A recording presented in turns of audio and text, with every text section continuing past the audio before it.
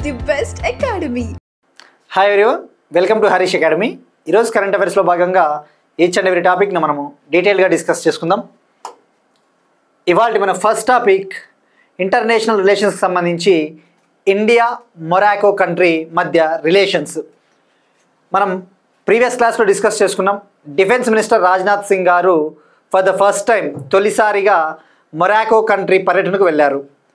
అక్కడ మొరాకో కంట్రీలో తొలిసారిగా భారతదేశ రక్షణ రంగ తయారీ కర్మాగారాన్ని మొరాకోలో ఏర్పాటు చేశారని చెప్పేసి తెలుసుకున్నాం. అది ఆఫ్రికా ఖండంలోనే మొదటిది.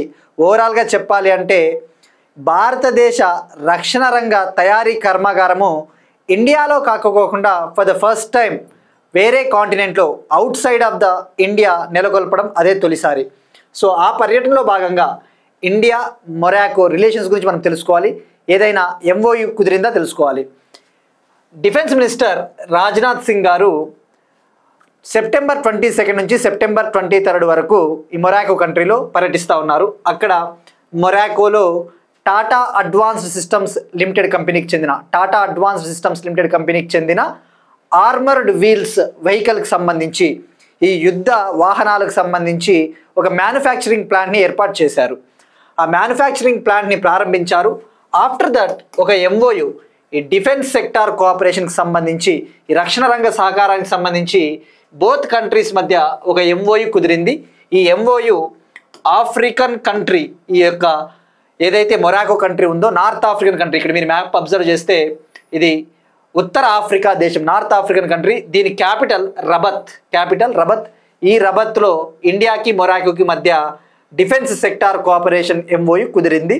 ఈ ఎంఓయులో భాగంగా ఇండియా వాళ్ళు, ముఖ్యంగా ఇండియన్ డిఫెన్స్ మినిస్ట్రీ ఈ మొరాకో క్యాపిటల్ రబత్లో ఒక డిఫెన్స్ వింగ్ను కూడా, ఒక రక్షణ శాఖకు సంబంధించిన ఒక విభాగాన్ని కూడా రబత్లో ఏర్పాటు చేస్తూ ఉన్నట్టు ప్రకటించారు. సో ఈ డిఫెన్స్ సెక్టార్ కోఆపరేషన్లో భాగంగా ఇరు దేశాలు కూడా, ముఖ్యంగా ఈ మొరాకో కంట్రీకి అవసరమైన డిఫెన్స్ టెక్నాలజీకి అవసరమైన టెక్నాలజీని, సాంకేతికతను భారత్ అందిస్తుంది. సో ఇక్కడ గుర్తుపెట్టుకోవాల్సింది MOU on defence cooperation between India and Morocco. Next one, prime minister Narendra Modi గారి north east tour. Prime minister Narendra Modi గారు అరుణాచల్ ప్రదేశ్, త్రిపురకి వెళ్ళారు. మొన్న మనం డిస్కస్ చేసుకున్నాం అస్సాము, మిజోరము ఆ పర్యటనకు సంబంధించి. ఇప్పుడు అరుణాచల్ ప్రదేశ్, త్రిపురలో మోడీ గారు అక్కడ విజిట్ చేసి, అక్కడ పర్యటించి అరుణాచల్ ప్రదేశ్లో 5100 crore పైగా, 5100 కోట్లకు పైగా విలువైన డెవలప్మెంటల్ ప్రాజెక్ట్స్కి శంకుస్థాపన చేయడం జరిగింది, ఫౌండేషన్ స్టోన్ వేయడం జరిగింది.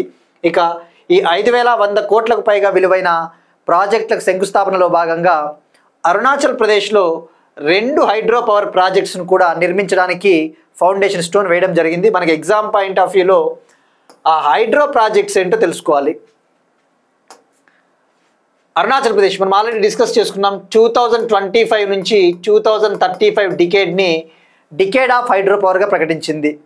ఈ యొక్క హైడ్రో పవర్ని డెవలప్ చేయడం కోసం హైడ్రో పవర్ దశాబ్దంగా అరుణాచల్ ప్రదేశ్ ప్రకటించింది. సో ఈ కాంటెక్స్ట్లో ఇప్పుడు 2 మేజర్ హైడ్రో పవర్ ప్రాజెక్ట్స్ని అరుణాచల్ ప్రదేశ్లోని షియోమి డిస్టిక్లో నిర్మించడం కోసం, కన్స్ట్రక్ట్ చేయడం కోసము శంకుస్థాపన చేయడం జరిగింది. మనకి ఎగ్జామ్ పాయింట్ ఆఫ్ వ్యూలో ఆ హైడ్రో ప్రాజెక్ట్స్ ఏవో తెలుసుకోవాలి. ఒకటి వచ్చేసి హియో ప్రాజెక్ట్ అనేది ఒకటి, అలానే టాటో 1 హైడ్రో పవర్ ప్రాజెక్టు. ఈ రెండింటినీ కూడా north eastern electric power corporation limited సంస్థ వీటిని డెవలప్ చేస్తూ ఉంది. North eastern electric corporation limited సంస్థ ఈ రెండింటిని నిర్మించబోతా ఉంది. ఈ north eastern electric corporation limited అనేది ఎన్టీపీసీకి సంబంధించిన ఒక subsidiary company, national thermal power corporation లిమిటెడ్కి చెందిన ఒక అనుబంధ కంపెనీ. అంటే ఇది హోలీ ఓన్డ్ గవర్నమెంట్ కంపెనీ అని చెప్పవచ్చు. అంటే ఇది ఒక ప్రభుత్వ రంగ కంపెనీ అని చెప్పవచ్చు. సో ఇక్కడ మనం తెలుసుకోవాల్సింది దీని కెపాసిటీ. ఈ హియో ప్రాజెక్ట్ కెపాసిటీ వచ్చేసి 240 megawatt. Tattoo 1 hydro project capacity వచ్చేసి 186 మెగావాట్. ఈ హియో ప్రాజెక్ట్ ద్వారా సంవత్సరానికి అప్రాక్సిమేట్లీ 1000 మిలియన్ యూనిట్స్ ఎలక్ట్రిసిటీని డెవలప్ చేయబోతా ఉన్నారట. ఈ హియో ప్రాజెక్ట్ ద్వారా పర్ యానం ఎవ్రీ ఇయర్ సంవత్సరానికి 1000 మిలియన్ యూనిట్ల ఎలక్ట్రిసిటీని ఉత్పత్తి చేయబోతా ఉన్నారు. టాటో 1 ప్రాజెక్ట్ ద్వారా సంవత్సరానికి అప్రాక్సిమేట్గా 802 మిలియన్ యూనిట్స్ ఎలక్ట్రిసిటీని డెవలప్ చేయబోతా ఉన్నారు. సంవత్సరానికి 802 మిలియన్ యూనిట్ల ఎలక్ట్రిసిటీని డెవలప్ చేయబోతా ఉన్నారు. ఇది అరుణాచల్ ప్రదేశ్ సంబంధించిన 2 hydro projects.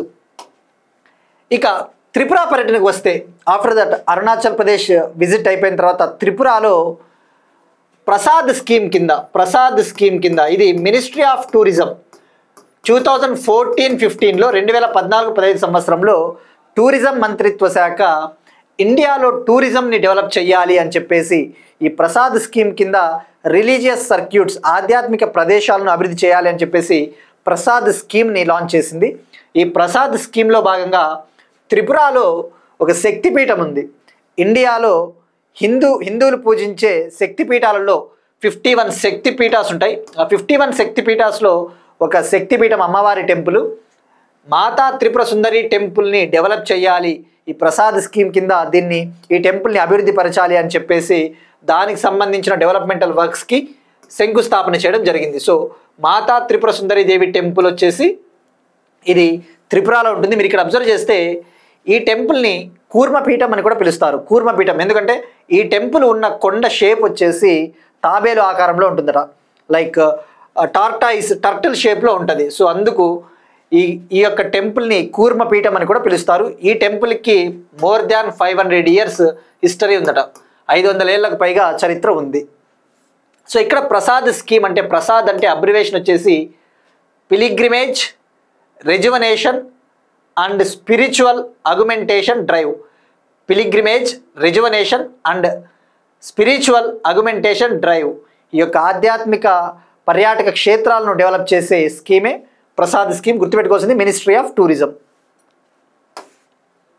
Next one again ఒక ఇంపార్టెంట్ స్కీమ్కి సంబంధించి ఆది కర్మయోగి విద్యార్థి అధ్యాయాలను ప్రారంభించిన గిరిజన వ్యవహారాల మంత్రిత్వ శాఖ.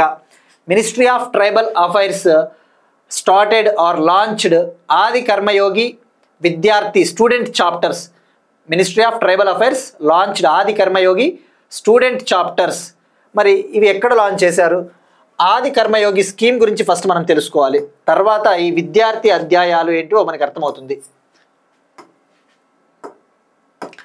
ఆది కర్మయోగి అభియాన్ అనే ఒక స్కీమ్ పేరిట ఆది కర్మయోగి అభియాన్ అనే ఒక స్కీమ్ని ఇటీవల ministry of tribal affairs launch చేసింది.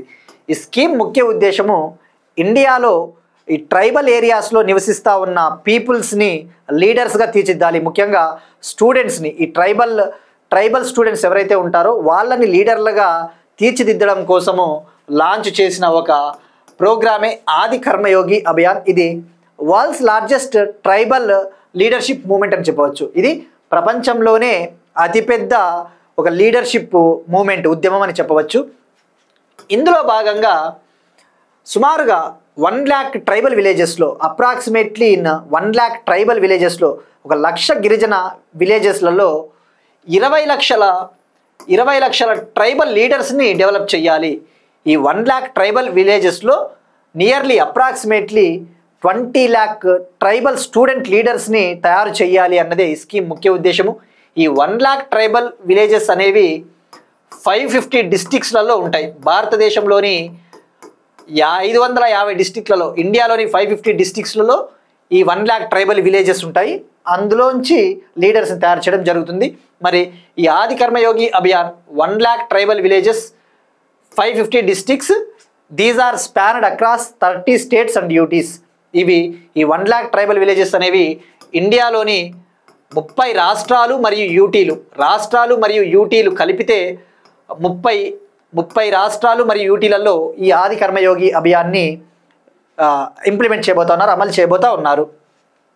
ఇప్పుడు ఈ ఆది కర్మయోగి అభియాన్లో భాగంగా ఇండియాలోని ఐఐటీస్ కావచ్చు, NITs, AIIMS all India institute of medical sciences, లేదు అంటే ముఖ్యంగా ఐఐఎమ్స్, ఇటువంటి ఇన్స్టిట్యూషన్లో, ఎడ్యుకేషన్ ఇన్స్టిట్యూషన్స్లలో స్టూడెంట్ చాప్టర్స్ అంటే ప్రత్యేకంగా విద్యార్థి అధ్యాయాలు అంటే it's kind of student departments అని చెప్పవచ్చు.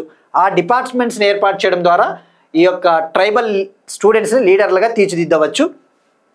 ఇక ఈ ఆది కర్మయోగి అభియాన్ ప్రోగ్రామ్ అనేది మిషన్ కర్మయోగి ఆధారంగా డెవలప్ చేసిన స్కీమ్. మిషన్ కర్మయోగి ఈ స్కీము ఇండియాలో సివిల్ సర్వీసెస్ ఉద్యోగులు ఎవరైతే ఉంటారో వాళ్ళని ఎంపవర్ చేయడం కోసము లాంచ్ చేసిన స్కీమ్ మిషన్ కర్మయోగి.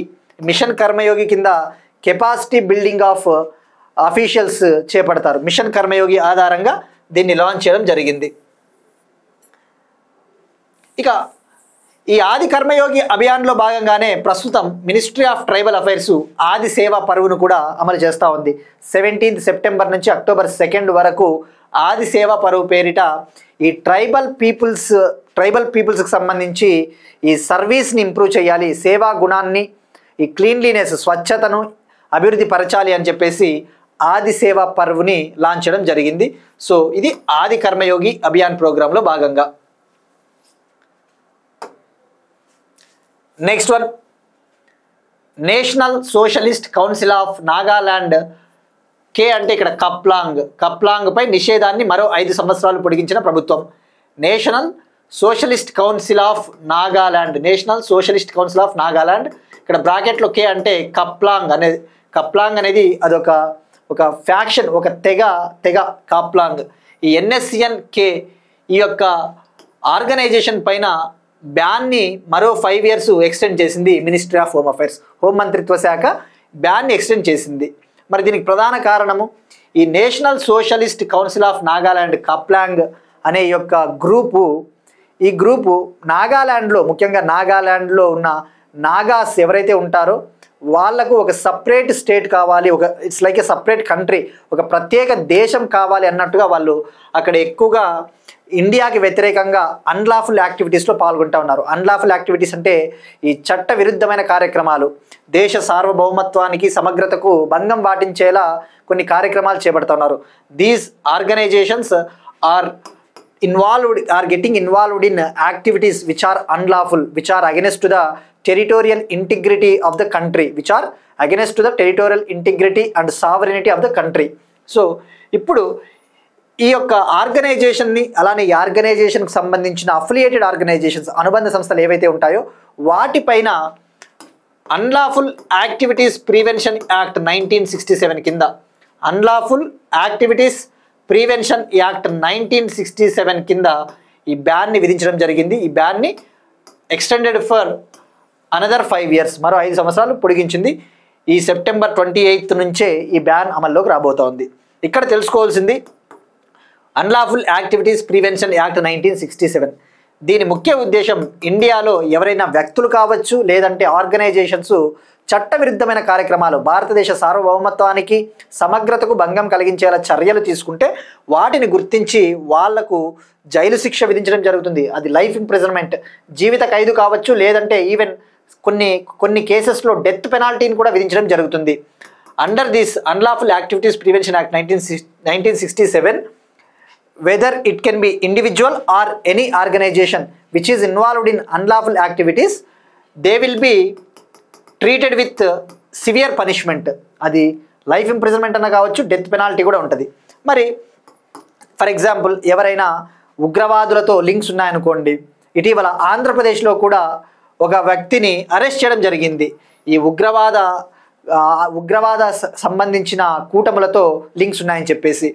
సో ఇక్కడ గుర్తుపెట్టుకోవాల్సింది బోత్ ఇండివిజువల్స్ని, ఆర్గనైజేషన్స్ని బ్యాన్ చేయడం జరుగుతుంది.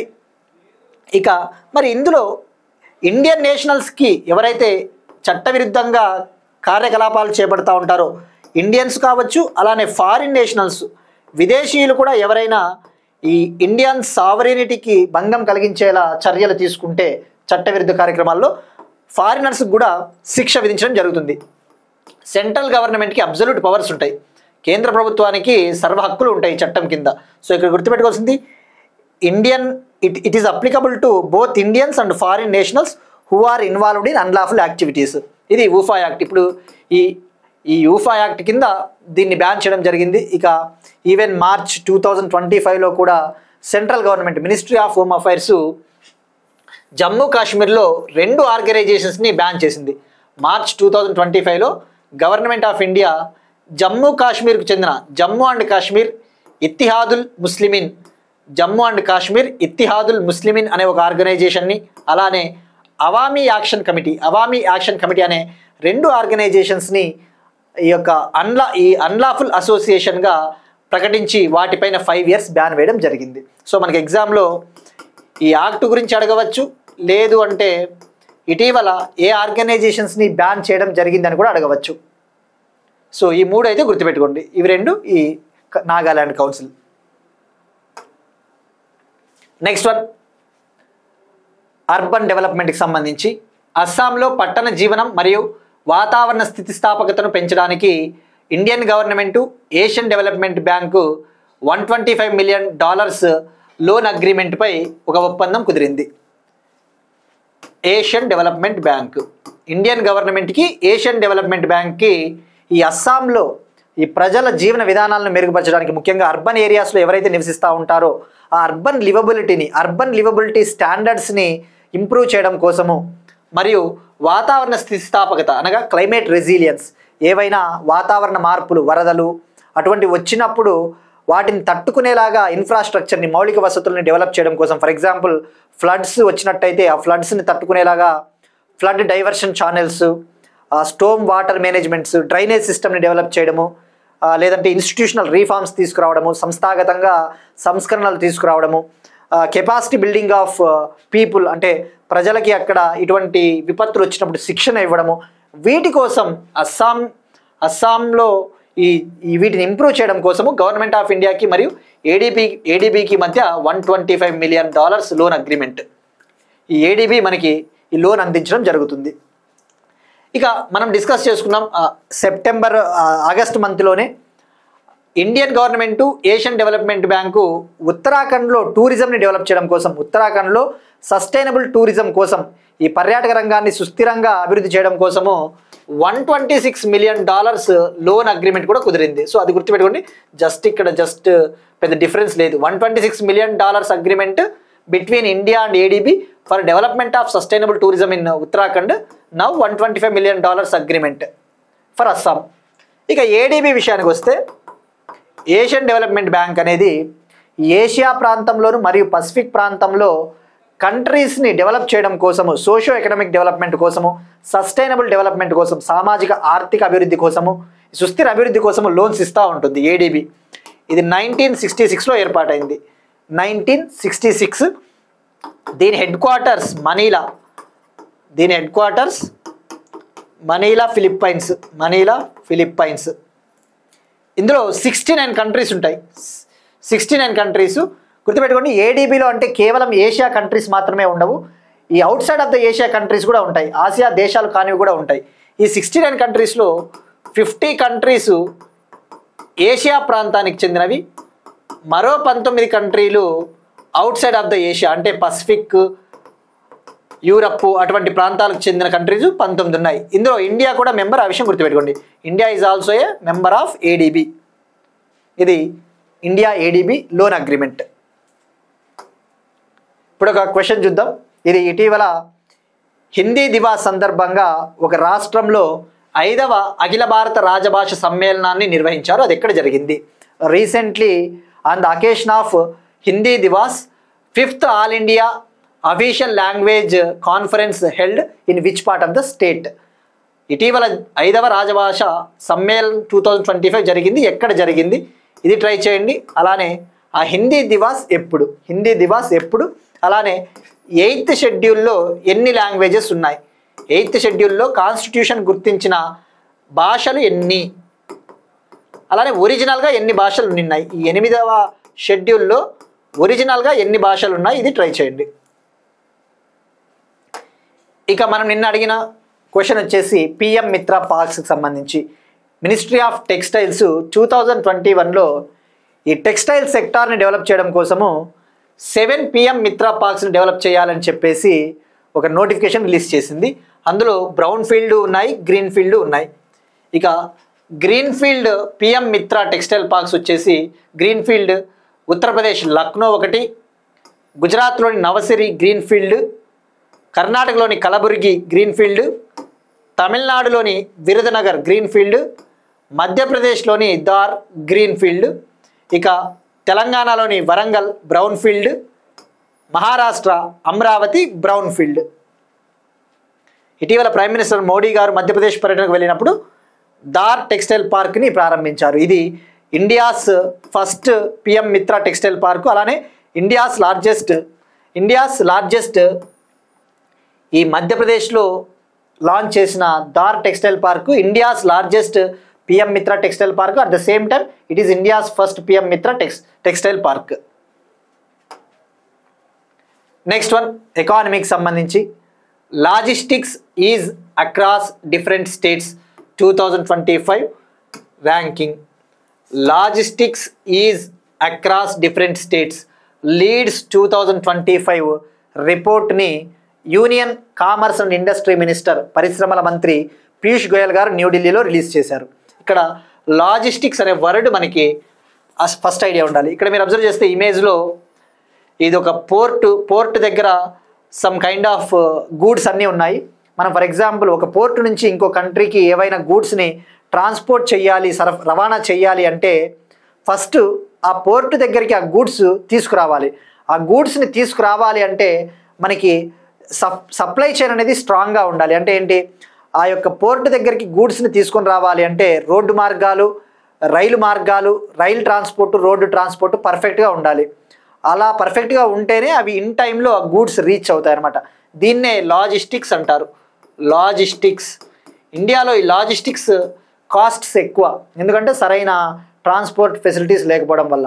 సో ఇండియాలో డిఫరెంట్ స్టేట్స్, యూనియన్ టెరిటరీస్, భారతదేశంలో వివిధ రాష్ట్రాలు మరియు కేంద్రపాలిత ప్రాంతాలు ఏ స్థాయిలో లాజిస్టిక్ ఖర్చుల్ని తగ్గించుకుంటా ఉన్నాయి, అసలు అక్కడ లాజిస్టిక్ ఇన్ఫ్రాస్ట్రక్చర్, లాజిస్టిక్స్ మౌలిక వసతులు ఏ స్థాయిలో ఉన్నాయని చెప్పేసి అసెస్ చేయడం కోసము, వాటిని మెజర్ చేయడం కోసం, కొలవడం కోసము ఎవ్రీ ఇయర్ లీడ్స్ రిపోర్ట్ని రిలీజ్ చేయడం జరుగుతుంది. లీడ్స్ రిపోర్ట్ని logistics ease across different states రిపోర్ట్ని రిలీజ్ చేయడం జరుగుతుంది. ఇందులో స్టేట్స్ లేదా యూటీస్, రాష్ట్రాలు మరియు కేంద్రపాలిత ప్రాంతాలని 3 రకాలుగా క్లాసిఫై చేస్తారు. అచీవర్సు అంటే సాధించిన టార్గెట్స్ని సాధించిన రాష్ట్రాలు. ఫ్రంట్ రన్నర్స్ అంటే ఇవి దూసుకొని పోతూ ఉన్నాయి. ఆస్పైరర్స్ అంటే ఇవి ఆశాజనకంగా ఉన్నాయి వీటి పర్ఫార్మెన్స్ అని చెప్పేసి 3 కేటగిరీలుగా విభజిస్తారు. బట్ మనకి ఇప్పుడు రిలీజ్ చేసిన రిపోర్ట్లో జస్ట్ ఈ రిపోర్ట్ రిలీజ్ చేసినట్టు చెప్పారు కానీ మనకి ఇంకా ఏ స్టేటు ఫ్రంట్ రన్నర్లో ఉంది, ఏ స్టేట్ అచీవర్లో ఉందని కంప్లీట్ రిపోర్ట్ అయితే ఇంకా రాలేదు. We need to wait for that. ఇక ఈ లీడ్స్ విషయానికి వస్తే దీన్ని ప్రిపేర్ చేసేది, ఈ రిపోర్ట్ని ప్రిపేర్ చేసేది department for the promotion of industry and internal trade. Department for the promotion of industry and internal trade ఇది మినిస్ట్రీ ఆఫ్ కామర్స్ కింద ఉంటుంది. ఇక వరల్డ్ బ్యాంక్ కూడా లాజిస్టిక్స్ పర్ఫార్మెన్స్ ఇండెక్స్ అని చెప్పేసి రిలీజ్ చేస్తుంది. World bank logistics performance index, దాని ఆధారంగానే దీన్ని డెవలప్ చేశారు మనం అని చెప్పేసి చెప్పవచ్చు. ఇక మరి క్రైటీరియా ఏం తీసుకుంటారు, ఈ లాజిస్టిక్స్ ఫెసిలిటీస్ ఈ రాష్ట్రాలలో ఎలా ఉన్నాయని చెప్పేసి తెలుసుకోవడం కోసము ఉపయోగించే కండిషన్స్ ఏవి అంటే అసెస్మెంట్ క్రైటీరియా వచ్చేసి ఒకటి ఇన్ఫ్రాస్ట్రక్చర్ క్వాలిటీ, అంటే ఆ ప్రాంతాలలో ఆ రాష్ట్రాలలో రోడ్స్ ఎలా ఉన్నాయి, ఆ కనెక్టివిటీ ఎలా ఉంది, ఇన్ఫ్రాస్ట్రక్చర్ ఎలా ఉందని చూస్తారు. సర్వీసెస్ ఈ లాజిస్టిక్ సర్వీసెస్ ఎలా ఉన్నాయి, ఈ లాజిస్టిక్ సేవలు కరెక్ట్గా అందుతూ ఉన్నాయా లేదా, నాణ్యత అయిన సర్వీసెస్ అందుతూ ఉన్నాయా లేదని చెప్పేసి ఒక కండిషను. ఇక ఎఫిషియన్సీ అంటే సామర్థ్యము, అక్కడికి ఆ పోర్ట్ దగ్గరికి ఆ ట్రక్కులు చేరుకోవడానికి ఎంత సమయం పడుతూ ఉంది అంటే టర్న్ అరౌండ్ టైము, లేదంటే ఆ ప్రాంతం నుంచి ఇంకో ప్రాంతానికి గూడ్స్ని ట్రాన్స్పోర్ట్ చేయాలి అంటే అక్కడ డాక్యుమెంటేషన్ ప్రొసీజర్ అంటే ఏ స్థాయిలో డాక్యుమెంట్స్ని పరిశీలిస్తూ ఉన్నారు, ఎంత సమయం పడుతూ ఉంది అని చెప్పేసి సామర్థ్యం ఎలా ఉంది. పాలసీ సపోర్ట్ అంటే వివిధ రాష్ట్రాలు కేంద్రపాలిత ప్రాంతాలు ఏ స్థాయిలో పాలసీలు తీసుకొని వస్తూ ఉన్నాయి వీటిని సపోర్ట్ చేయడం కోసం అని చెప్పేసి.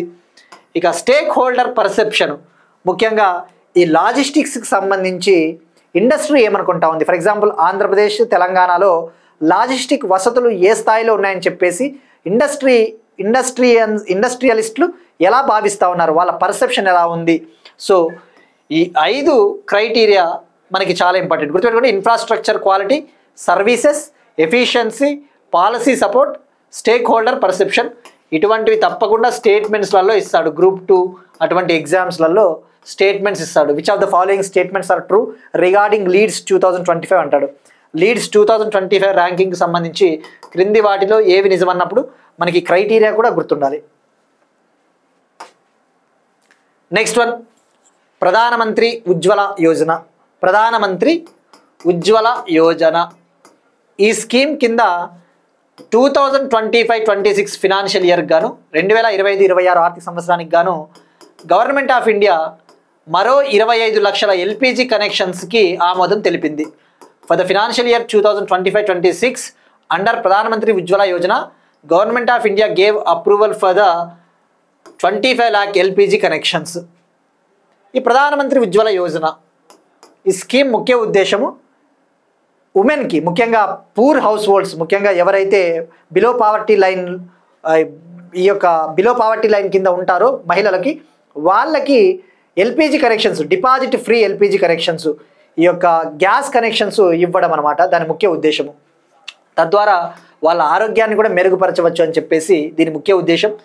ఈ ప్రధానమంత్రి ఉజ్వల యోజన స్కీమ్ని మే 2016లో ministry of petroleum and natural gas launch చేయడం జరిగింది. ఈ స్కీమ్ ముఖ్య ఉద్దేశము ఇందాక చెప్పినట్టు ఎల్పిజి కనెక్షన్స్ని ఇవ్వాలి. మరి ప్రధానమంత్రి ఉజ్వల యోజన కింద ఇప్పటి వరకు ఎంత ఉన్నారు, దీనితో ఎంతమంది అయ్యారో మనకు తెలుసుకోవాలి. మార్చ్ 1, 2025 నాటికి 10.33 crore ఎల్పిజి కనెక్షన్స్ ఈ స్కీమ్ కింద ఇవ్వడం జరిగింది. ఇప్పుడు మరో 25 lakh అంటే ఓవరాల్గా 10.58 crore ఎల్పిజి కనెక్షన్స్ ఇవ్వడం జరిగింది. ఇప్పుడు ఈ స్కీమ్ కింద ఓవరాల్గా 10.58 crore ఎల్పిజి కనెక్షన్స్ని ప్రొవైడ్ చేసినట్టు అయింది, అందించినట్టు జరిగింది. ఇక ప్రధానమంత్రి ఉజ్వల యోజన ఏ విధంగా అయితే ఉందో దీనికి వర్షన్ 2.0 కూడా లాంచ్ చేయడం జరిగింది. ప్రధానమంత్రి ఉజ్వల యోజన 2.0 వర్షన్ని ఆగస్టు 2021లో పెట్రోలియం మరియు న్యాచురల్ గ్యాస్ మంత్రిత్వ శాఖ లాంచ్ చేసింది. ఈ ప్రధానమంత్రి ఉజ్వల యోజన 2.0 మెయిన్ ఆబ్జెక్టివ్, ముఖ్య ఉద్దేశం వచ్చేసి ఈ పిఎంయువైలో ముఖ్యంగా బీపీఎల్ హౌస్ హోల్డ్స్ని కవర్ చేయడం జరుగుతుంది. కానీ ఇది ఎక్కువగా మైగ్రెంట్ ఫ్యామిలీస్ పైన ఫోకస్ చేయదు, అంటే వలస కుటుంబాలపైన ఎక్కువగా ఇది ఫోకస్ చేయలేదు 2016లో లాంచ్ చేసిన స్కీమ్. కానీ ఇప్పుడు ఆగస్ట్ 2021లో లాంచ్ చేసిన స్కీము మైగ్రెంట్ హౌస్ హోల్డ్స్, ముఖ్యంగా వలస కుటుంబాలపైన ఎక్కువగా ఫోకస్ చేస్తూ ఉంది. ఫర్ ఎగ్జాంపుల్, ఒక స్టేట్ నుంచి ఇంకో స్టేట్కి ఒక ఫ్యామిలీ మైగ్రేట్ అయ్యింది అనుకుందాం. అక్కడ వాళ్ళకి ఎల్పిజి కనెక్షన్స్ ఇవ్వాలి అంటే జనరల్గా ఆధార్ కార్డు లేదంటే రేషన్ కార్డు ప్రూఫ్గా సబ్మిట్ చేయాల్సి ఉంటుంది. బట్ అలా కాకపోకుండా వాళ్ళు వేరే రాష్ట్రానికి వెళ్ళినప్పుడు ఆధార్ కార్డు రేషన్ కార్డు అవసరం లేకుండానే జస్ట్ ఒక సెల్ఫ్ డిక్లరేషన్ ఫారం ద్వారా, అంటే ఒక స్వయం ధృవీకరణ ద్వారా, సెల్ఫ్ డిక్లరేషన్ ద్వారా ఎల్పిజి కనెక్షన్ని, డిపాజిట్ ఫ్రీ ఎల్పిజి కనెక్షన్ని పొందగలిగేలా పిఎంయువై 2.0 స్కీమ్ని ఆగస్ట్ 2021లో లాంచ్ చేయడం జరిగింది. ఇక ఈ యొక్క పిఎంయువై 2.0లో భాగంగా టార్గెట్ వచ్చేసి 1 crore అడిషనల్ ఎల్పిజి కనెక్షన్స్ని ఇవ్వాలని చెప్పేసి టార్గెట్ పెట్టుకున్నారు. 1 కోటి అదనపు ఎల్పిజి కనెక్షన్లు ఇవ్వాలని టార్గెట్ పెట్టుకుంటే ఆ టార్గెట్ 2022లోనే అచీవ్ చేయడం జరిగింది. 2022లోనే ఆ లక్ష్యాన్ని సాధించడం జరిగింది. సో ఇది ప్రధానమంత్రి ఉజ్వల యోజన స్కీమ్ సంబంధించిన ఇన్ఫర్మేషన్. సో ఇప్పుడు ఓవరాల్గా గుర్తుపెట్టుకోవాల్సింది beneficiaries 10.58 crore under Pradhan Mantri Ujjwala Yojana. Next one, ఛత్తీస్గఢ్లో భారతదేశపు మొట్టమొదటి గ్రామీణ చెత్త కేఫ్ ప్రారంభం. India's first garbage cafe opened in Chhattisgarh. నిన్న మనం ఛత్తీస్గఢ్ గురించి డిస్కస్ చేసుకున్నప్పుడు 1 రూపీ 1 ప్లాంట్ ఇనిషియేటివ్ గురించి డిస్కస్ చేసుకున్నాం. సర్గుజా అనే డిస్టిక్. ఇప్పుడు అదే సర్గుజా డిస్టిక్లో మైన్పట్ అనే ప్రాంతంలో, సర్గుజా జిల్లాలోని మైన్పట్ అనే ప్రాంతంలో భారతదేశపు మొట్టమొదటి గ్రామీణ చెత్త కేఫ్ని ప్రారంభించడం జరిగింది. India's first village level garbage cafe అనమాట. కేఫ్ ఇన్ ద సెన్స్ ఒక కైండ్ ఆఫ్ సెంటర్ అని. ఇక్కడ కనుక ఎవరైతే ప్లాస్టిక్ వేస్ట్ ప్రజలు తమ దగ్గర ఉన్న ప్లాస్టిక్ వేస్ట్ని తీసుకుని వెళ్ళి ఆ యొక్క కేఫ్లో సబ్మిట్ చేస్తే అక్కడ ఇస్తే వాళ్ళు ఇన్ రిటర్న్ వాళ్ళకి ఫుడ్ ఇవ్వడం జరుగుతుంది, వాళ్ళకి ఆహారాన్ని ఇవ్వడం జరుగుతుంది. దీని ముఖ్య ఉద్దేశం ఇండియాలో ప్లాస్టిక్ పొల్యూషన్ని తగ్గించాలి, ఈ యొక్క ప్లాస్టిక్ కాలుష్యాన్ని తగ్గించాలి అన్నట్టుగా స్వచ్ఛ భారత్ మిషన్లో భాగంగా ఈ స్వచ్ఛ భారత్ మిషన్ 2014లో లాంచ్ చేయడం జరిగింది. ఈ స్వచ్ఛ భారత్ మిషన్లో భాగంగా ఈ యొక్క గార్బేజ్ కేఫ్ని ఓపెన్ చేయడం జరిగింది. సో గుర్తుపెట్టుకోవాల్సింది Chhattisgarh Surguja district. Next one, విపత్తుల సమయంలో మంత్రిత్వ శాఖలకు కేంద్రం ప్రత్యేక బాధ్యతలు. డిజాస్టర్స్ వచ్చినప్పుడు whether it be a natural disaster or a chemical disaster or biological disaster or a nuclear disaster, government of India మినిస్ట్రీస్కి ప్రత్యేక బాధ్యతలు అప్పగించాలని చెప్పేసి నిర్ణయం తీసుకునింది.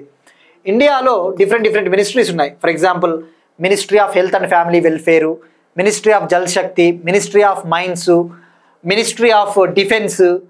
సో ఇటువంటి మినిస్ట్రీలన్నిటికీ కూడా ఈ విపత్తులు వచ్చినప్పుడు ఆ విపత్తుల్ని, ఆ డిజాస్టర్స్ని మానిటర్ చేసేలాగా, ఆ విపత్తుల్ని పర్యవేక్షించేలా, అర్లీ వార్నింగ్స్, ముఖ్యంగా ఏవైనా వార్నింగ్స్ ఇవ్వడానికి వీలుగా సపరేట్గా రెస్పాన్సిబిలిటీస్ని అసైన్ చేసింది గవర్నమెంట్ ఆఫ్ ఇండియా. సో మనకి ఎగ్జామ్ పాయింట్ ఆఫ్ వ్యూలో ఫస్ట్ ఏ మినిస్ట్రీకి ఏ బాధ్యతలు అప్పగించారో తెలుసుకోవాలా. After that we must know about disaster management act 2005. ఈ కెమికల్ డిజాస్టర్స్ ఏవైతే వచ్చినప్పుడు first oil spills, avalanches. Oil spills అంటే ఈ సముద్రాలలో ఆయిల్ ఒలికిపోతూ ఉంటుంది కదా, ఆయిల్ స్పిల్స్. అవలాంచెస్ అంటే భారీ వర్షాలు వచ్చినప్పుడు కూలిపోతూ ఉంటాయి కొండలు, అటువంటివి. సో ఈ అవలాంచెస్, ఈ ఆయిల్ స్పిల్స్ వచ్చినప్పుడు వాటికి సంబంధించి ఆ డిజాస్టర్స్ని పర్యవేక్షించడం కోసం, మానిటర్ చేయడం కోసము రెస్క్యూ ఆపరేషన్స్, సర్చ్ ఆపరేషన్స్ అంటే సహాయక చర్యల్లో పాల్గొనడం కోసము మినిస్ట్రీ ఆఫ్ డిఫెన్స్కి బాధ్యతలు అప్పచెప్పింది మినిస్ట్రీ ఆఫ్ డిఫెన్స్కి. ఇక బయలాజికల్ డిజాస్టర్స్ వచ్చినప్పుడు, బయలాజికల్ డిజాస్టర్స్ అంటే ఇవి జీవ విపత్తులు అంటారు కదా, కరోనా క్రైసిస్, కరోనా లేదంటే H1N1 లేదంటే కలరా, ఇటువంటి బయలాజికల్ డిజాస్టర్స్ వచ్చినప్పుడు, విపత్తులు వచ్చినప్పుడు వాటిని మానిటర్ చేయడం కోసం, పర్యవేక్షించడం కోసం హెల్త్ అండ్ ఫ్యామిలీ వెల్ఫేర్కి బాధ్యతలు అప్పగించింది. ఇక ఎర్త్ క్వేక్స్ వచ్చినప్పుడు, ముఖ్యంగా భూకంపాలు, హెవీ రెయిన్ఫాల్, అధిక వర్షపాతము, సునామీలు వచ్చినప్పుడు వార్నింగ్ అలర్ట్స్ ఇవ్వడం కోసము ఎర్త్ సైన్సెస్ మినిస్ట్రీకి రెస్పాన్సిబిలిటీ ఇవ్వడం జరిగింది. ఇక ల్యాండ్ స్లైడ్స్ వచ్చినప్పుడు, ల్యాండ్ స్లైడ్స్ అంటే మొత్తం అగైన్ ఇవన్నీ కొండల చర్యలు విరిగిపడతా ఉంటాయి కదా, ల్యాండ్ స్లైడ్స్. ఆ ల్యాండ్ స్లైడ్స్ వచ్చినప్పుడు వాటిని పర్యవేక్షించడం కోసం, మానిటర్ చేయడం కోసం మినిస్ట్రీ ఆఫ్ మైన్స్కి రెస్పాన్సిబిలిటీ ఇచ్చింది. ఇక న్యూక్లియర్ డిజాస్టర్స్, ఎప్పుడైనా ఈ న్యూక్లియర్ ప్రమాదాలు జరిగినప్పుడు, న్యూక్లియర్ రియాక్టర్లలో ప్రమాదాలు జరిగినప్పుడు వాటిని పర్యవేక్షించడం కోసము డిపార్ట్మెంట్ ఆఫ్ అటామిక్ ఎనర్జీకి బాధ్యతలు అప్పగించింది. ఈ డిపార్ట్మెంట్ ఆఫ్ అటామిక్ ఎనర్జీ అనేది డైరెక్ట్గా ప్రైమ్ మినిస్టర్ కింద ఉండే ఒక డిపార్ట్మెంట్. ఇక ఫ్లడ్స్, గ్లేషియల్ లేక్ అవుట్ బర్స్ వచ్చినప్పుడు, ఫ్లడ్స్ అంటే వరదలు, ఫ్లాష్ ఫ్లడ్స్, అలానే గ్లేషియల్ లేక్ అవుట్ బర్స్ అంటే ముఖ్యంగా ఈ హిమనీపాతాలు ఏవైతే ఉంటాయో అవి విస్ఫోటనం చెందినప్పుడు భారీ స్థాయిలో వరదలు వస్తాయి. ఈ గ్లేషియల్ లేక్ అవుట్ బర్స్ట్స్ వచ్చినప్పుడు వాటిని కంట్రోల్ చేయడం కోసము జల్ శక్తి మినిస్ట్రీకి బాధ్యతలు అప్పగించడం జరిగింది. మరి ఇండియాలో ఈ డిజాస్టర్స్ వచ్చినప్పుడు ఏ మంత్రిత్వ శాఖ లీడ్ రోల్ తీసుకుంటుంది అంటే ministry of home affairs, home మంత్రిత్వ శాఖ, మినిస్ట్రీ ఆఫ్ హోమ్ అఫైర్స్. ఎందుకంటే ఇండియాలో డిజాస్టర్ మేనేజ్మెంట్ యాక్ట్ 2005 ఉంది, విపత్తు నిర్వహణ చట్టం 2005, దీన్ని అమలు చేసేది హోం మంత్రిత్వ శాఖ.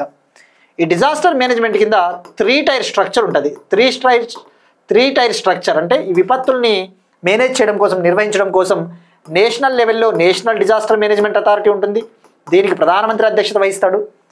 స్టేట్ లెవెల్లో స్టేట్ డిజాస్టర్ మేనేజ్మెంట్ అథారిటీ ఉంటుంది, దీనికి చీఫ్ మినిస్టర్స్ అధ్యక్షత వహిస్తారు. ఇక డిస్ట్రిక్ట్ డిజాస్టర్ మేనేజ్మెంట్ అథారిటీస్, జిల్లా స్థాయిలో డిస్ట్రిక్ట్ డిజాస్టర్ మేనేజ్మెంట్ అథారిటీస్, వీటికి జిల్లా కలెక్టర్లు లేదా వీళ్ళని డిస్ట్రిక్ట్ మెజిస్ట్రేట్స్ అంటారు, వీళ్ళు అధ్యక్షత వహిస్తారు. ఇక అలానే ప్లాన్స్, ఈ విపత్తులు వచ్చినప్పుడు ప్రణాళికలు రచించాలి. ఆ ప్రణాళికలు 3 లెవెల్స్లో రచిస్తారు. ఈ నేషనల్ లెవెల్లో ఒక ప్లాను అంటే జాతీయ స్థాయిలో ఒక ప్రణాళిక, రాష్ట్ర స్థాయిలో ఒక ప్రణాళిక, జిల్లా స్థాయిలో ఒక ప్రణాళిక ఉంటుంది.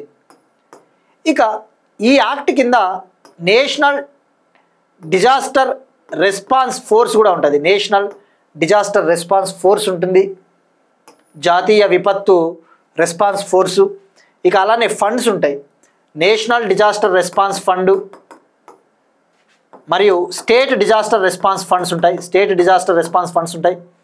ఇక అలానే national institute of disaster management ఉంటుంది, ప్రత్యేకంగా ఒక ఇన్స్టిట్యూట్ కూడా ఉంది, national institute of disaster management. ఇది డిజాస్టర్ మేనేజ్మెంట్ యాక్ట్ 2005కి సంబంధించిన ఇన్ఫర్మేషన్. సో ఇక్కడ గుర్తుపెట్టుకోవాల్సింది మినిస్ట్రీ ఆఫ్ హోమ్ అఫైర్స్. ఈ బాధ్యతలు మనకు చాలా ఇంపార్టెంట్.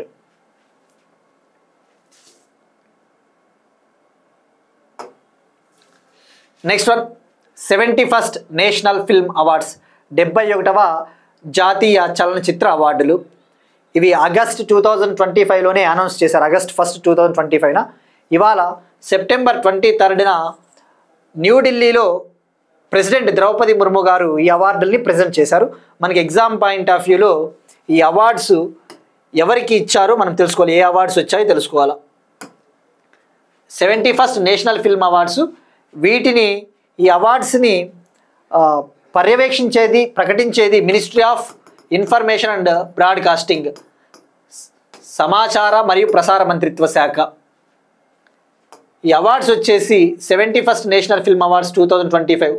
బెస్ట్ ఫీచర్ ఫిల్మ్, ఉత్తమ చలనచిత్రం, బెస్ట్ ఫీచర్ ఫిల్మ్ వచ్చేసి 12th fail movie. Best actor వచ్చేసి ఉత్తమ నటుడు జవాన్ మూవీకి షారూక్ ఖాన్ మరియు 12th ఫెయిల్ మూవీకి విక్రాంత్ మెస్సీ గారికి, ఇద్దరికి జాయింట్గా ఇవ్వడం జరిగింది. బెస్ట్ యాక్ట్రెస్, ఉత్తమ నటి మిసెస్ చటర్జీ వర్సెస్ నార్వే మూవీలో హీరోయిన్గా నటించిన, మిసెస్ చటర్జీ వర్సెస్ నార్వే మూవీలో నటించిన రాణి ముఖర్జీ గారికి. ఇక best director, best director the Kerala story movie తీసిన డైరెక్టర్ సుదీప్తో సేను. ఇక best popular film providing wholesome entertainment, అంటే ఇక అత్యుత్తమ స్థాయిలో ఈ యొక్క వినోదాన్ని అందించిన ఉత్తమ చిత్రం వచ్చేసి రాకీ ఆర్ రాణీకి ప్రేమ్ కహానీ, రాకీ ఆర్ రాణీకి ప్రేమ్ కహానీ. ఇక బెస్ట్ హిందీ ఫిల్మ్ వచ్చేసి ఉత్తమ హిందీ చిత్రము Kathal a jackfruit mystery, Kathal a jackfruit mystery. ఇక బెస్ట్ నాన్ ఫీచర్ ఫిల్మ్ అయితే ఫ్లవరింగ్ మ్యాన్. ఇక తెలుగు విషయానికి వస్తే బెస్ట్ తెలుగు ఫిల్మ్, ఉత్తమ తెలుగు చిత్రం భగవంత్ కేసరి, బాలకృష్ణ గారు నటించిన చిత్రం. ఇక బెస్ట్ డాక్యుమెంటరీ అయితే god vulture and human, best documentary god vulture and human. ఇక బెస్ట్ పాపులర్ ఫిల్మ్, ఇందాక చెప్పినట్టు best popular film Rocky Aur Rani Kii Prem Kahani. ఇక best action direction movie Telugu movie Hanuman, Teja Sajja హీరోగా నటించిన చిత్రం. ఇక బెస్ట్ లిరిక్స్, ఉత్తమ లిరిక్స్ అంటే ఒక పాటకు వచ్చింది, ఈ తెలుగు ఫిల్మ్ బలగం మూవీకి వచ్చింది ఈ అవార్డు, బెస్ట్ లిరిక్స్ అవార్డు. ఇవి 71st national film awards 2025. Next one, సబ్కా సాత్ సబ్కా వికాస్ సబ్కా విశ్వాస్ సబ్కా ప్రయాస్, ప్రధాని నరేంద్ర మోడీ ప్రసంగాల సంపుటాలను విడుదల చేసిన వైస్ ప్రెసిడెంట్ సిపి రాధాకృష్ణన్ గారు. ప్రైమ్ మినిస్టర్ మోడీ గారు రెండవసారి అధికారంలోకి వచ్చిన తర్వాత మాట్లాడిన స్పీచెస్ అన్నిటినీ కూడా బుక్స్ రూపంలో రిలీజ్ చేయడం జరిగింది. 4 బుక్స్ని వైస్ ప్రెసిడెంట్ సిపి రాధాకృష్ణన్ గారు న్యూఢిల్లీలో రిలీజ్ చేశారు. ఆ 4 బుక్ల టైటిల్ వచ్చేసి సబ్కా సాత్ సబ్కా వికాస్ సబ్కా విశ్వాస్ సబ్కా ప్రయాస్. జూన్ 2022 నుంచి మే 2023 వరకు మాట్లాడిన స్పీచెస్ ఒక పుస్తకం, జూన్ 2023 నుంచి మే 2024 వరకు మాట్లాడిన స్పీచెస్ అన్నీ ఒక పుస్తకంలో రిలీజ్ చేయడం జరిగింది. ఇక దీని టైటిల్ గుర్తుపెట్టుకోవాల్సింది సబ్కా సాత్ సబ్కా వికాస్ సబ్కా విశ్వాస్ సబ్కా ప్రయాస్. నెక్స్ట్ వన్, స్పోర్ట్స్కి సంబంధించి ఇండియన్ ఉమెన్ క్రికెటర్ స్మృతి మందన ఒక రికార్డు సృష్టించింది. ఇండియా తరపున వన్డేలలో అత్యధిక వేగంతో సెంచరీ చేసిన క్రికెటర్గా రికార్డు సృష్టించింది. ఈమె 50 బాల్స్లోనే ఓడిఐస్లో సెంచరీ చేసిందట ఆస్ట్రేలియాతో జరిగిన మ్యాచ్లో. గతంలో ఈ రికార్డు విరాట్ కోహ్లీ పేరిట ఉండేది. విరాట్ కోహ్లీ 2013లో ఆస్ట్రేలియాతో జరిగిన మ్యాచ్లో 52 బాల్స్లో సెంచరీ చేశాడు. ఇప్పుడు ఈమె 50 బాల్స్లోనే సెంచరీ చేసిందనమాట. సో ఇక్కడ గుర్తుపెట్టుకోవాల్సింది వన్డేలలో అతి తక్కువ బంతుల్లో సెంచరీ చేసిన ఇండియన్ క్రికెటర్ అంటే బోత్ మెన్స్ని ఉమెన్స్ని కలిపితే, మహిళలు పురుషుల క్రికెటర్లను కలిపితే స్మృతి మందన. ఇక పురుషుల విషయానికి వస్తే విరాట్ కోహ్లీ అని చెప్పవచ్చు. Next one, Billy Jean King cup 2025 విజేత ఇటలీ. ఈ బిల్లీ జీన్ కింగ్ కప్ అనేది ఒక టెన్నిస్ టోర్నమెంట్, మహిళల టెన్నిస్ టోర్నమెంట్. పురుషుల టెన్నిస్ టోర్నమెంటు డేవిస్ కప్ అని ఉంటుంది. అంటే ఈ పురుషులు ఈ మెన్ వచ్చేసి వాళ్ళు ఒక టెన్నిస్ టోర్నమెంట్ ఆడతారు ఒక టీమ్గా ఫార్మ్ అయ్యి, దాన్ని డేవిస్ కప్ అంటారు. అదే మహిళలు ఒక టీమ్గా ఫార్మ్ అయ్యి టెన్నిస్ టోర్నమెంట్ ఆడితే అది బిల్లీ జీన్ కింగ్ కప్. ఈ బిల్లీ జీన్ కింగ్ కప్ 2025 చైనాలో జరిగింది. ఫైనల్లో అమెరికా పైన 2-0 తేడాతో గెలుపొందింది ఇటలీ. సో ఈ కప్ని నిలబెట్టుకునిందట. గత సంవత్సరం కూడా ఇటలీ ఈ కప్ని గెలిచింది, ఇప్పుడు కూడా ఇటలీ గెలిచింది. ఇక అత్యధికంగా అమెరికా 18 టైమ్స్ ఈ బిల్లీ జీన్ కింగ్ కప్ని గెలుపొందిందట. అమెరికా అత్యధికంగా 18 టైమ్స్ ఈ బిల్లీ జీన్ కింగ్ కప్ని గెలుపొందింది. ఇక ఇంపార్టెంట్ డేస్, ముఖ్యమైన దినోత్సవాలు. నేషనల్ ఆయుర్వేద డే, జాతీయ ఆయుర్వేద దినోత్సవం సెప్టెంబర్ 23. ఈ ఇండియాలో ఆయుర్వేదం పట్ల ప్రాచుర్యం మంచిగా తీసుకురావాలి, to promote the awareness about Ayurveda among the people. Indian government is conducting national Ayurveda day since 2016. 2016 సంవత్సరం నుంచి జాతీయ ఆయుర్వేద దినోత్సవాన్ని నిర్వహిస్తూ ఉంది. అయితే అప్పుడు 2016లో దీన్ని తొలిసారిగా ఇంట్రొడ్యూస్ చేసినప్పుడు జనరల్గా ధన్వంతరి జయంతి రోజున నిర్వహించేవారట. ధన్వంతరి అంటే ఈయన గాడ్ ఆఫ్ ఫిజిషియన్స్ అని చెప్పవచ్చు. హిందూ మైథాలజీ ప్రకారము ఈ మెడిసిన్ రంగానికే ఈయన ఒక పితామహుడు, గాడ్ ఆఫ్ ఫిజిషియన్స్ అని చెప్పవచ్చు. ధన్వంతరి జయంతి, దాన్నే ధన్తెరాస్ అంటారు. ఆ జయంతినే ధన్తెరాస్. ఆ ధన్తెరాస్ రోజున నిర్వహించేవాళ్ళు 2016 నుంచి. ఈ 2016 నుంచి 2024 వరకు ధన్వంతరి రోజునే నిర్వహించేవాళ్ళు. అయితే ఫర్ ద ఫస్ట్ టైం తొలిసారిగా ఈ 2025 నుంచి 2025 సెప్టెంబర్ 23న నిర్వహించడం జరిగింది. ఇక 2025 నుంచి ఎవ్రీ ఇయర్ సెప్టెంబర్ 23నే ఆయుర్వేద డేని సెలబ్రేట్ చేసుకోవాలని చెప్పేసి మినిస్ట్రీ ఆఫ్ ఆయుష్ ప్రకటించింది. సో మరి ఎందుకు సెప్టెంబర్ 23 అంటే, మనకి జాగ్రఫీలో ఈక్వినాక్సెస్ ఉంటాయి. ఈక్వినాక్సెస్ అంటే విషువత్తులు. మార్చ్ 21, సెప్టెంబర్ 23 ఇవి రెండు ఉంటాయి.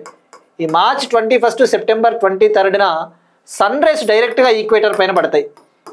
ఈ భూమధ్య రేఖ పైన డైరెక్ట్గా సూర్యకిరణాలు పడతాయి అన్నమాట.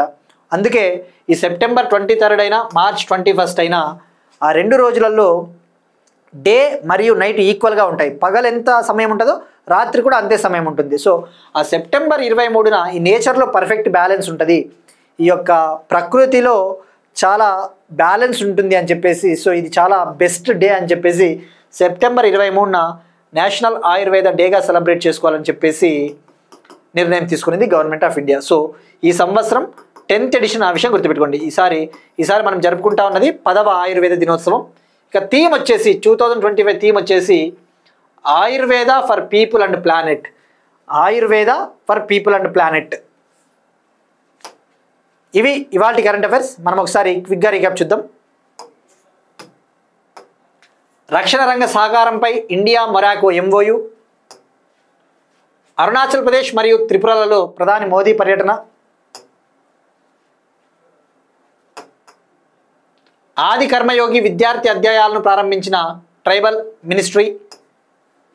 నేషనల్ సోషలిస్ట్ కౌన్సిల్ ఆఫ్ నాగాలాండ్పై నిషేధాన్ని మరో 5 సంవత్సరాలు పొడిగించిన government of India. India ADB మధ్య $125 million loan agreement. Logistics ease across different states 2025. Pradhan Mantri Ujjwala Yojana. ఛత్తీస్గఢ్లో భారతదేశం మొట్టమొదటి గ్రామీణ చెత్త కేఫ్. విపత్తుల సమయంలో మంత్రిత్వ శాఖలకు కేంద్రం ప్రత్యేక బాధ్యతలు. 71st national film awards. సబ్కా సాత్ సబ్కా Vikas Sabka Vishwas Sabka Prayas. Smriti Mandhana record. Billie Jean King cup 2025. National Ayurveda day. That's it. These are today's current affairs. Will meet you again tomorrow and thank you everyone.